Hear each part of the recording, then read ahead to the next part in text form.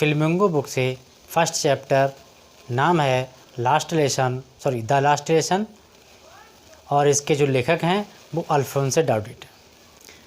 तो इसके कुछ वीडियो मैं डाल चुका हूँ, और यदि किस मीनिंग आपको समझ नहीं आया हो इस चैप्टर की थ्योरी का, तो उसका आप बताइए कमेंट में, जो मैं आपको दोबारा से फिर से एक वीडियो अलग से बना दूंगा।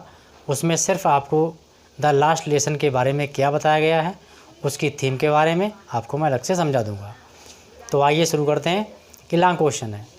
लॉन्ग क्वेश्चन है ये। लॉन्ग क्वेश्चन का जब हम आंसर लिखते हैं तो लगभग 100 और 50, मतलब 150 और 100 के बीच जो है आंसर के जो वर्ड होते हैं वो होना चाहिए, और 150 के बीच आंसर वर्ड होंगे तभी आपका लॉन्ग क्वेश्चन का आंसर एक बनता है।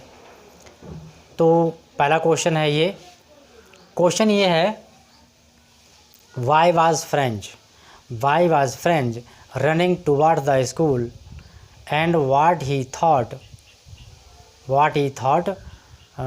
On the way. मतलब जो फ्रेंच था, स्टूडेंट था, इस चैप्टर में स्टूडेंट दिखाया गया है, तो वो स्टूडेंट जो था वो स्कूल तरफ क्यों दौड़ रहा था। Why was French running towards school, यानी वो स्कूल तरफ क्यों दौड़ रहा था। व्हाट डिड ही नोटिस और thought but same word. Notice means ध्यान देना और थॉट मीन्स भी विचार करना होता है।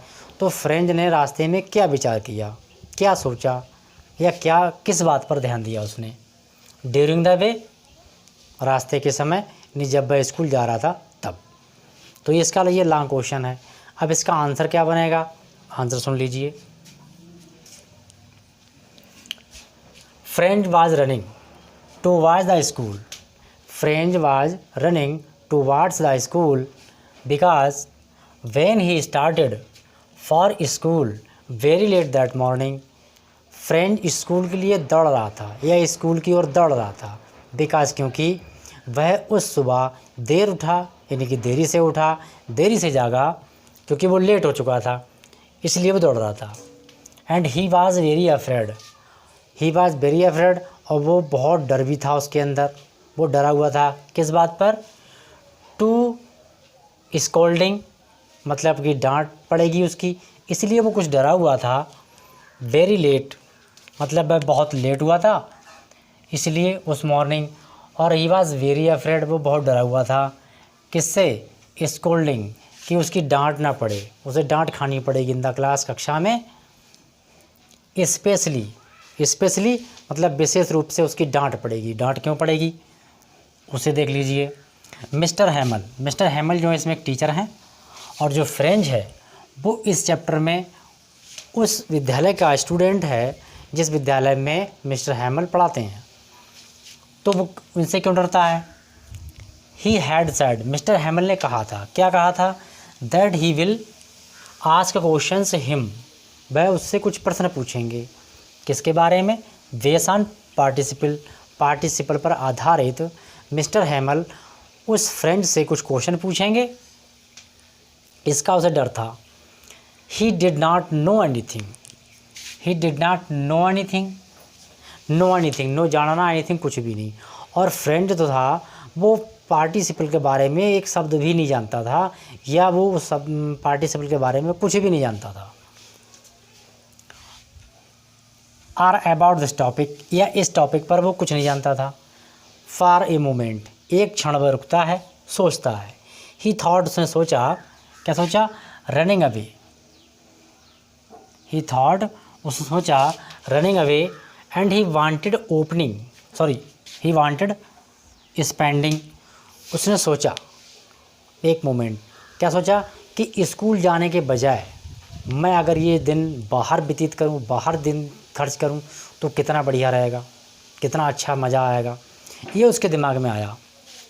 होता क्या है, ऐसा उसने सोचा क्यों, क्योंकि the day out of doors, spending the day out of doors, मतलब आउट ऑफ होम, वह उस दिन को अपने घर से बाहर बिताना चाहता था, इन्हें अपने घर से बाहर उस दिन को व्यतीत करना चाहता था। ठीक है, क्योंकि इट वाज सो वार्म, मतलब सो वार्म इतना गर्म, सो ब्राइट और इतना चमकीला। सो का यूज होता है, सो का यूज दो तरीके से होता है, यहाँ पर ये आपका क्या है, यहाँ पर ये आपका कंजक्शन, ये जुड़ा हुआ है, शब्दों को जोड़ रहा है। सो ब्यूटीफुल, इतना सुंदर, मतलब प्रेशर और ज़्यादा बढ़ा देता है इसका मीनिंग को। तो क्या, so bright the words were chirping, मतलब चिड़ियाँ चिरपिंग चहचहा रही थी। इन द गार्डन, बगीचे में। ऑन द वुड्स, लकड़ियों पर बैठकर। And Persian soldier, Persian soldier जैसा कि इस चैप्टर में बताया गया है कि पर्शियन की जो पेरिस के जो सैनिक होते हैं, पेरिस जो है इस देश पर आक्रमण कर देता है, जिस पर, फ्रांस पर। तो पर्शियन सोल्जर्स वर ड्रिलिंग, पर्शियन सोल्जर्स पेरिस के जो सैनिक थे वो वहाँ पर ड्रिलिंग कर रहे थे।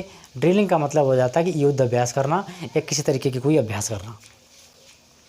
ड्रिलिंग, युद्धाभ्यास या फिर कोई अभ्यास करना। It was all very interested, ये सब कैसा था, बहुत ही मज़ेदार।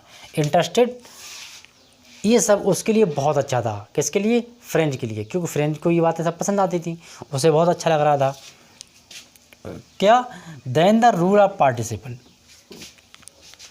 पार्टिसिपल के नियमों की अपेक्षा उसके लिए चिड़ियों का बाग में चहचहाना, पर्शियन सैनिकों का ओपन फील्ड में ड्रिलिंग करना, उसे बहुत अच्छा लग रहा था, उसे बहुत पसंद था। बट बाद में क्या कहता है, बट ये भी आपका कंजक्शन है। ही हैड स्ट्रेंथ, मतलब उसने सोचा, क्या सोचा, कि उसमें क्षमता है, ताकत है। किसकी, स्ट्रेंथ, ताकत है रिसेट, विरोध करने की।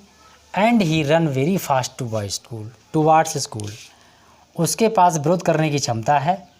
और यही सोचकर क्या करता है फ्रेंड, वो विद्यालय की ओर कूच कर जाता है, यानी कि विद्यालय की तरफ चला जाता है। क्या होता है, टूवार्ड द स्कूल, स्कूल तक चला जाता है। ही रीच्ड स्कूल, जब वह स्कूल पहुंचता है, ठीक है, ही reached school and enter the class, वह स्कूल पहुंचा और कक्षा में उसने प्रवेश किया। इससे पहले क्या देखता है वो, when he passed near the town hall कहते हैं जो एक विद्यालय में एक बड़ा कमरा होता है, बरामदा टाइप का, जहाँ अक्सर प्रेयर्स वगैरह हम लोग करा करते हैं, तो उसे टाउन हॉल कहते हैं, या फिर सभागार कह सकते हो, जहाँ मीटिंग हुआ करती है, वो टाउन हॉल कहलाता है। तो वो जब टाउन हॉल के पास गुजरा, पास्ड मतलब कि गुजरा, नियर द टाउन हॉल के पास, यानी सभागार के पास से जब वो गुजरता है तो क्या देखता है, देयर वर वेरी क्राउड, मतलब वहाँ पर बहुत भीड़ थी। कहाँ पर, in front of bulletin board, in front मतलब सामने, बुलेटिन बोर्ड को हम कहते हैं श्यामपट, या फिर और थोड़ा समझ लो तो ब्लैक बोर्ड कहते हैं।